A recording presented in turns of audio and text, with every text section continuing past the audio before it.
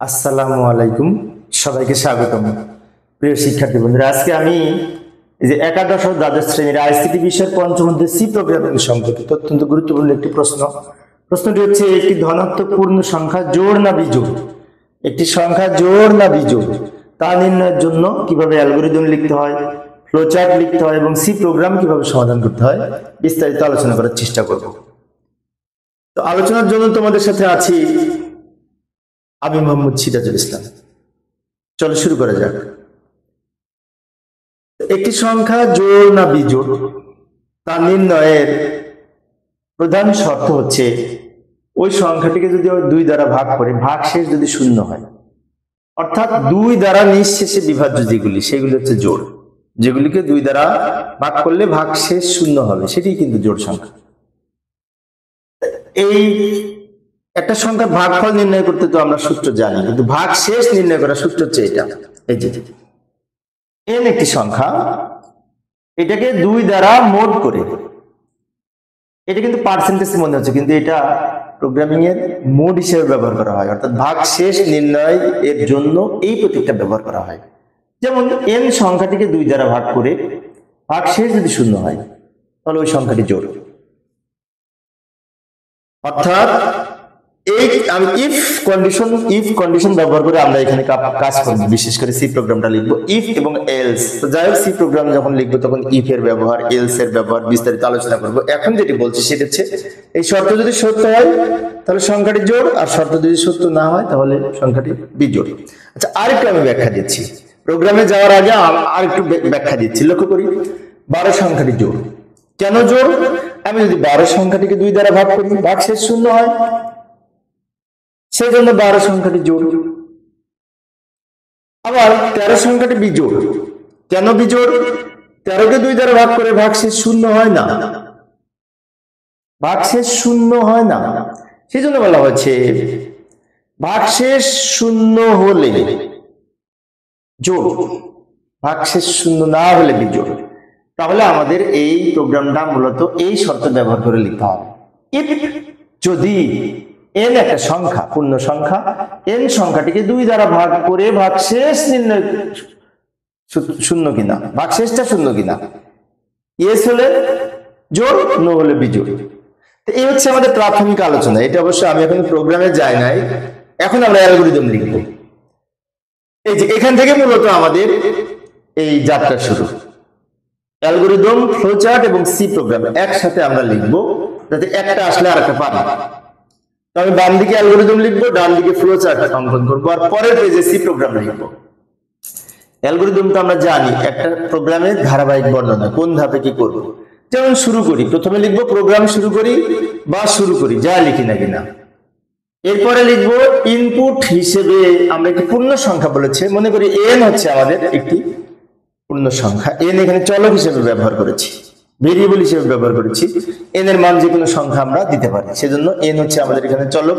এখানে n এর পরিবর্তে আমরা a ব্যবহার করতে পারতাম, x ব্যবহার করতে পারতাম, নাম্বার 1 নাম্বার ব্যবহার করতে পারতাম, যে কোনো। তো যাই হোক, আমি n ব্যবহার করেছি। এর পরের ধাপে আমরা ওই সূত্রটা লিখবো, ইফ যদি, এখানে ইফ না লিখলেও হবে, n কে দুই দ্বারা মোড করে ভাগশেষ যদি শূন্য হয়। এখানে ডাবল ইকুয়াল টু ব্যবহার করেছি রিলেশনাল অপারেটর হিসেবে।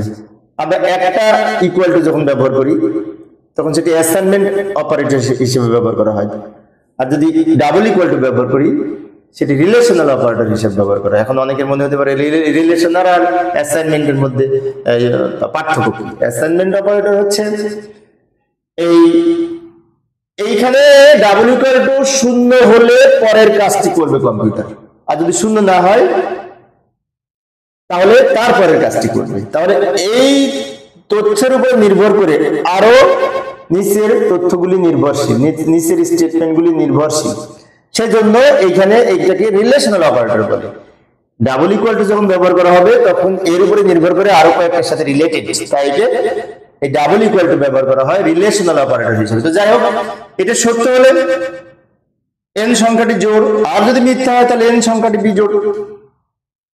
একটি বিষয় মনে রাখতে হবে, এইটা হচ্ছে আমাদের শর্ত, সত্য হলে জোড়, মিথ্যা হলে বিজোড়। এই হচ্ছে অ্যালগরিদম। কোন কোন ধাপে কি করব তার ধারাবাহিক বর্ণনা করেছি। এবার আমরা ডান দিকে ফ্লোচার্ট অঙ্কন করব। 1 2 3 4 5টা ধাপই মনে করি।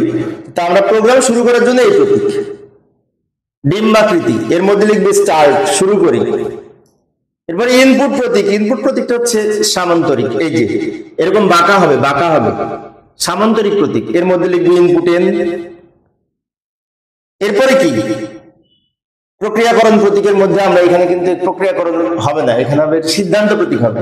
প্রক্রিয়াকরণ প্রতীক তো আয়তাকার, তাই না? এখানে আমরা একটা আয়তাকার প্রতীক অঙ্কন করি সাধারণত নরমাল ফ্লো চার্টে, কিন্তু এইখানে এই কন্ডিশন চেক করার জন্য, সিদ্ধান্ত যাচাই করার জন্য সিদ্ধান্ত প্রতীক ব্যবহার করতে হবে, ডায়মন্ড প্রতীক, যেটি এই যে সিদ্ধান্ত প্রতীক এইরকম এইরকম। এর মধ্যে এই সূত্রটা লিখবে, এই সূত্রটা একটু ছোট করে লিখেছি, এই সূত্রটা লিখবো। এন কে 2 দ্বারা মোড করে ভাগশেষ শূন্য কি, এখানে প্রশ্ন করেছি ভাগশেষ শূন্য কি, এটা ইয়েস হতে পারে আবার নো হতে পারে, ইয়েস হতে পারে নো হতে পারে। যদি ইয়েস হয় তাহলে সংখ্যাটি কি জোড় হবে, কিছুক্ষণ আগে দেখাইলাম। যদি ইয়েস হয় তাহলে সংখ্যাটি কি হবে, জোড় হবে। জোড় মানে even, number is even, even মানে জোড় বোঝাতে পারি আমরা। আর যদি নো হয় তাহলে আমরা এর মধ্যে লিখবো নাম্বার ইজ অড। এবার কি করবো, দুইটা একসাথে এদিক থেকে এদিকে, এদিক থেকে এদিকে, আমরা এটা সংযোগ প্রতীকের মধ্যে কিছু লিখতে হয় না, তারপর শেষে এন্ড করে দেবো, শেষ করবো। আমি আরেকবার বলছি, লক্ষ্য করি, এন একটি সংখ্যা, এই সংখ্যাটাকে আমরা কি করব, এইখানে 2 দ্বারা ভাগ করে ভাগশেষ শূন্য কিনা যাচাই করব। যদি ভাগশেষ শূন্য হয় তাহলে সংখ্যাটি জোড়। যেমন এন এর মান যদি 6 হয়, 6 হয়, তাহলে 2 দ্বারা ভাগ করলে ভাগশেষ শূন্য হয়, তাহলে 6 সংখ্যাটি জোড়। আর এন এর মান যদি 6 না নিয়ে আমি 5 নিই, 5 নিই, তো 5 কে 2 দ্বারা ভাগ করলে ভাগশেষ কিন্তু শূন্য হবে না, 1 থেকে যাবে। এন এর মান যদি 5 হয় তাহলে কিন্তু এই কন্ডিশন মিথ্যা। মিথ্যা মানে কি, না, নো হবে, কন্ডিশন নো হবে। তখন যখনই নো হবে তখনই সংখ্যাটি অড মানে বিজোড়। এইভাবে অ্যালগরিদম আর ফ্লো চার্ট আমরা লিখতে পারি, তাই না? পরীক্ষা যদি এইটা থাকে আবার এটা অঙ্কন করতে বলে, আবার অনেক সময় এটা থাকে এটা অঙ্কন করতে বলে। তো যাই হোক, আবার অনেক সময় দুইটা যে কোনো একটা থাকে, যে বলা হয় যে সি প্রোগ্রাম লিখো। তাহলে আমরা সি প্রোগ্রাম কিরকম হবে এখন একটু লিখবো। যাই পরের পেজে যাই, পরের স্লাইডে যাই। এই যে এখানে আমরা একটি পূর্ণ সংখ্যার যোগফল জোড় না বিজোড় তা নির্ণয়ের, জোড় না বিজোড় তা নির্ণয়ের এই সি প্রোগ্রাম লিখবো। সি প্রোগ্রামে আমরা প্রথমে একটি হেডার ফাইল যুক্ত করব, ইনক্লুড stdio.h। এটা হচ্ছে একটি হেডার ফাইল। প্রোগ্রামের এই সেকশনটাকে লিংক সেকশন বলা হয়, এখানে আমরা বিভিন্ন ফাইল লিংক করে থাকি। std এর পূর্ণরূপ স্ট্যান্ডার্ড, আইতে ইনপুট, ওতে output, input output dot H header file, অর্থাৎ এটা পূর্ণরূপ হচ্ছে standard input output header file. আমরা প্রোগ্রামের মধ্যে কিছু ইনপুট এবং আউটপুট ফাংশন ব্যবহার করি, যেমন printf, scanf, এই প্রোগ্রামের মধ্যে কিন্তু ব্যবহার করি। তো ওই printf, scanf হচ্ছে library function, input output function, standard input output function. তাই ওই ফাংশনগুলির সাথে এই হেডার ফাইলটা, এই লাইব্রেরি ফাইলটা রিলেটেড। তাই আমি যদি এটা লিংক সেকশনে যুক্ত না করি তাহলে ভিতরে যে আমি printf, scanf ফাংশন লিখবো, এটা কাজ করবে না। সেজন্য এই লাইনটা লিখতে হয়। অনেকে অবশ্য শিক্ষার্থী দেখি আমি যখন ক্লাস নেই তখন এই লাইনটা কেন লিখেছি বলতে পারে না, ব্যাখ্যা করতে পারে না, মুখস্থ করে কোনো প্রোগ্রাম লেখা যাবে না। প্রোগ্রাম প্রত্যেকটা লাইন, প্রত্যেকটা সেমিকোলন, প্রত্যেকটা ফুল স্টপ পর্যন্ত বুঝে বুঝে লিখতে হবে প্রোগ্রাম, তাহলেই মনে থাকবে। অর্থাৎ এইটা হচ্ছে প্রি প্রসেসর ডিরেক্টিভ। কোনো কিছু অন্তর্ভুক্ত করার জন্য আমরা এটা অন্তর্ভুক্ত করার জন্য প্রি প্রসেসর ডিরেক্টিভ হিসেবে এটা ব্যবহার করে এই ফাইলটা যুক্ত করলাম। এই ফাইলটা কেন যুক্ত করলাম, ওর সাথে আরো কিছু ফাংশন আছে সেগুলো রিলেটেড, সেই জন্য। যাই হোক, একটু স্লো যেতে হচ্ছে কারণ প্রোগ্রাম আবার দ্রুত লিখে চলে গেলে শিক্ষার্থীরা বুঝে যায়, তাই প্রত্যেকটা লাইন বোঝাতে হয়। এবার আমরা কি করব, মেইন ফাংশন দিয়ে প্রোগ্রাম স্টার্ট করব। মেইন হচ্ছে সি প্রোগ্রামের প্রধান একটি ফাংশন, যেখান থেকে প্রোগ্রামটা স্টার্ট হয়। তারপর কার্লি ব্র্যাকেট দেব, এটাকে সেকেন্ড ব্র্যাকেট মনে হচ্ছে, কিন্তু প্রোগ্রামিং এর ভাষায় এটাকে আমরা কার্লি ব্র্যাকেট বলি, কার্লি ব্র্যাকেট। প্রোগ্রামে স্টার্ট হলো, এটা স্টার্টের প্রতীক। স্টার্ট করার পরে আমাদের এই লাইনটার নাম হচ্ছে ভেরিয়েবল ডিক্লারেশন সেকশন, অর্থাৎ এখানে ভেরিয়েবল ডিক্লেয়ার করতে হবে।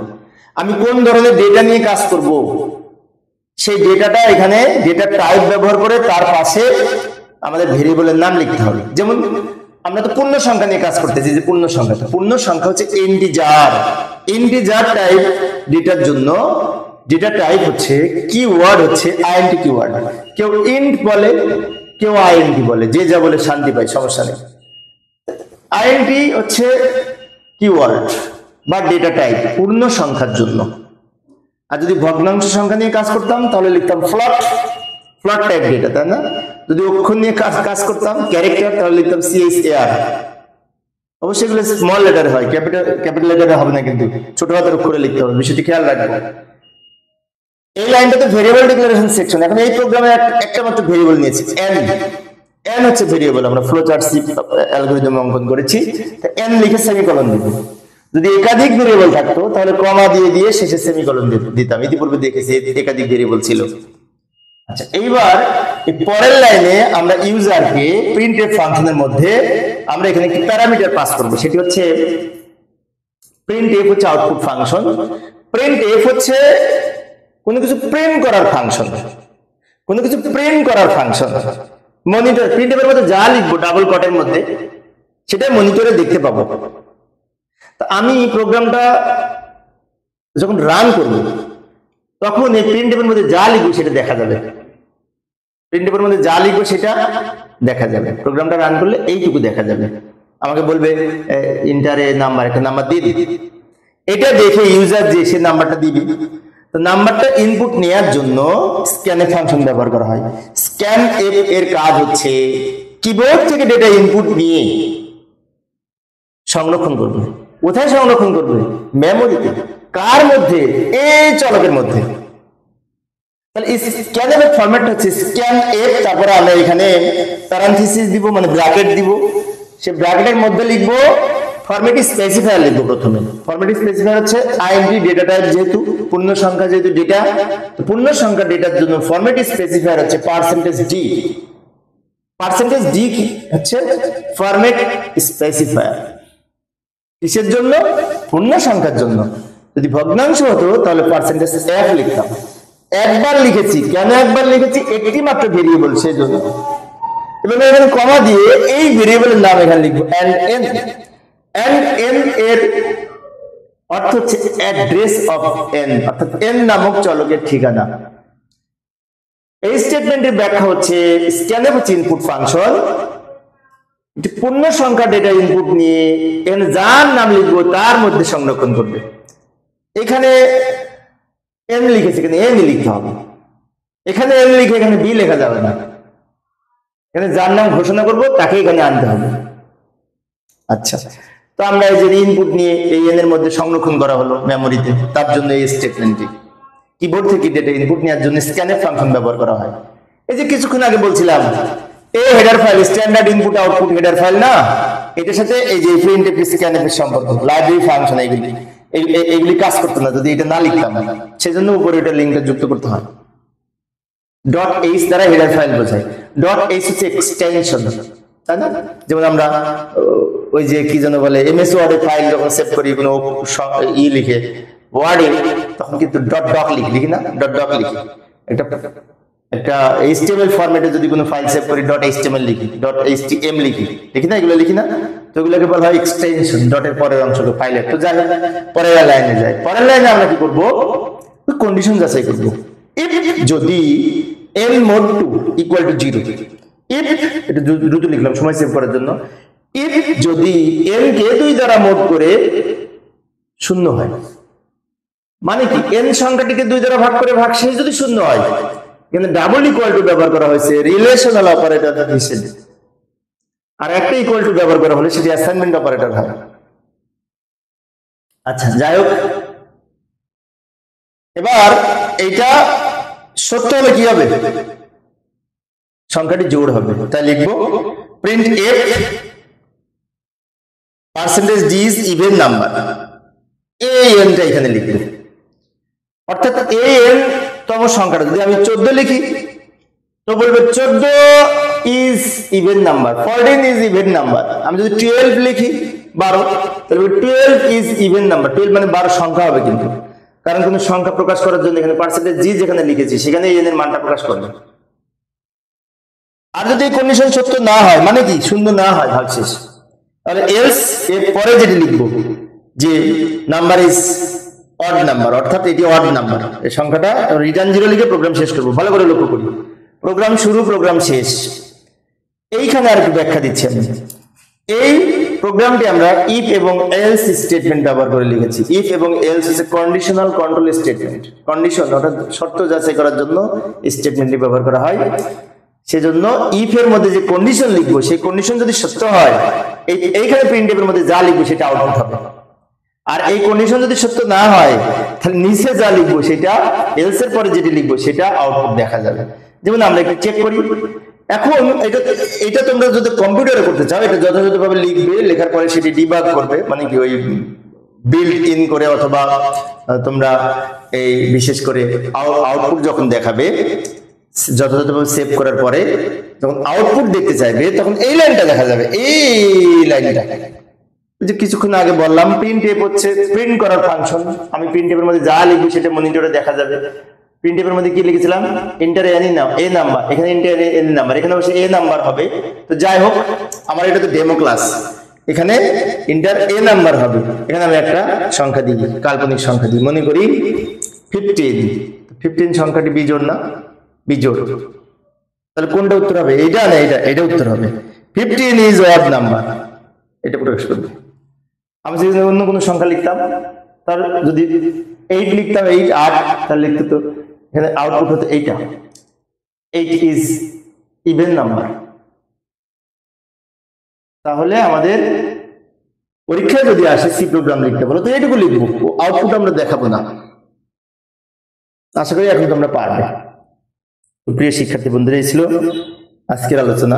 শিক্ষার্থীদের অনুরোধে আজকের ক্লাসটি আমি তোমাদের সামনে নেওয়ার জন্য হাজির হয়েছিলাম।